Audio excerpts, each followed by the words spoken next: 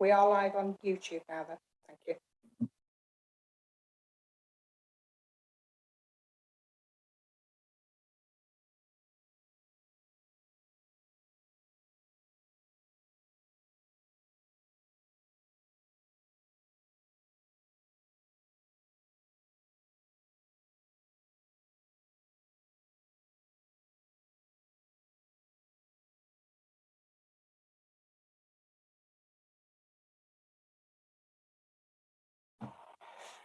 Good evening and a warm welcome to the Rushcliffe Borough Council's Licensing Committee meeting.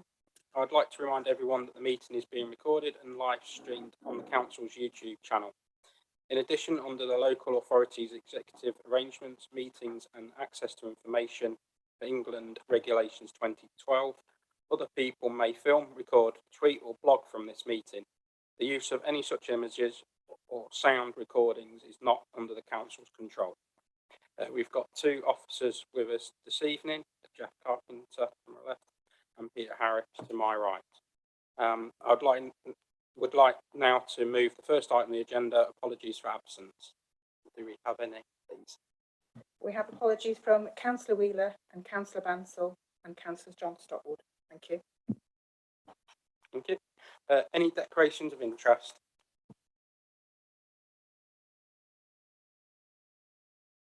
Right, we'll move on to the minutes of the last licensing committee held on the 12th of October 2020. Have you got any comments on those? So take it, we can all accept those and I'll sign them. Are we all in favour of that? Okay, thank you. Right now on to item 4, the Gambling Act 2005. I'll pass over to you. To you, Jeff. Thank you, Chair. Yes, I'm the Service Manager for Public Protection here at Rushcliffe. Pete Harris, to my right, is the Senior Licensing Officer for the authority. So the reason that we're here today is that Rushcliffe Council is a licensing authority under the Gambling Act 2005. And as a licensing authority, the council must determine and publish its statement of principles under the Act every 3 years. Were it not to do so, it would be in breach of its own legal requirements and unable to enforce the Act. So without further ado, I'm going to pass over to Peter to provide you with a bit of an overview of the changes that we've made. Thank you.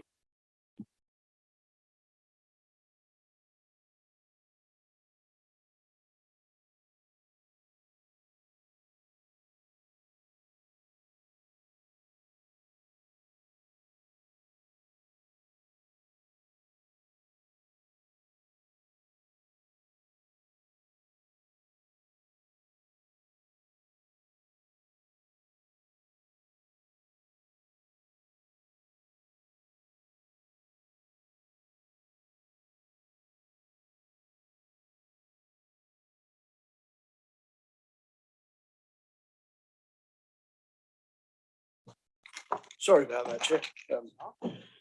Yeah, the Gambling Act 2005, there are 3 tiers in gambling.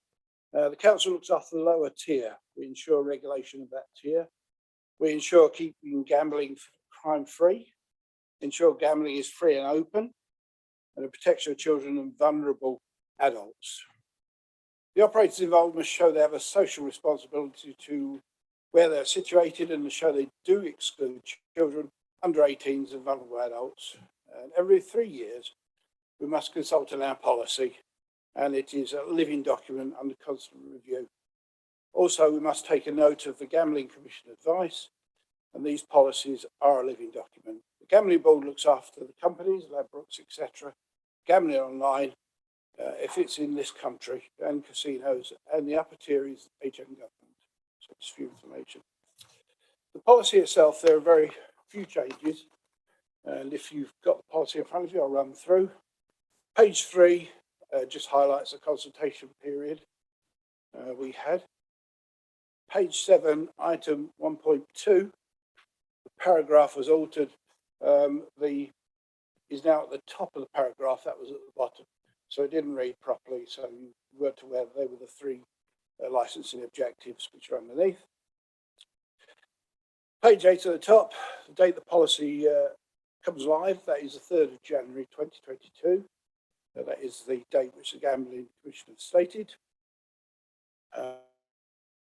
Page 11, 1.17, that is our GDPR statement and privacy.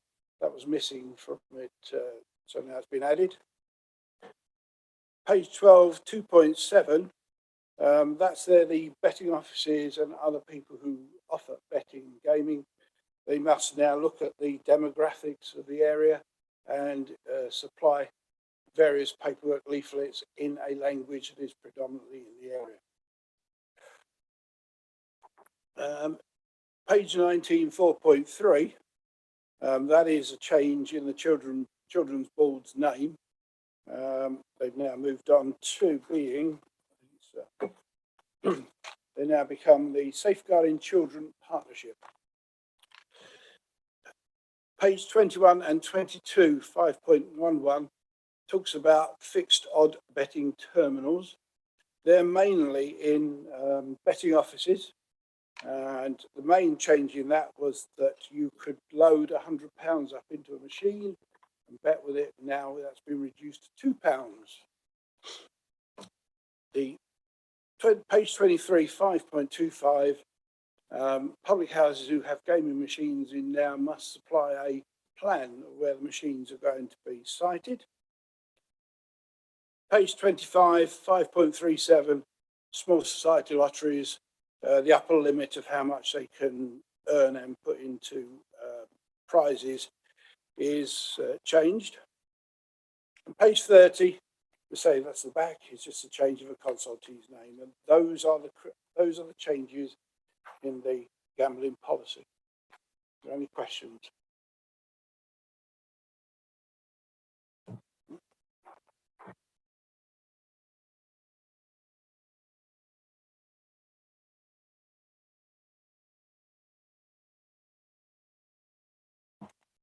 If there's no questions from the floor, I'll just go to what the recommendation is that we've been asked to consider. That it is recommended that the statement of principles be endorsed and sent to full council for their final approval. So take a vote on that. For those in favour. Okay, and that's everybody. Okay.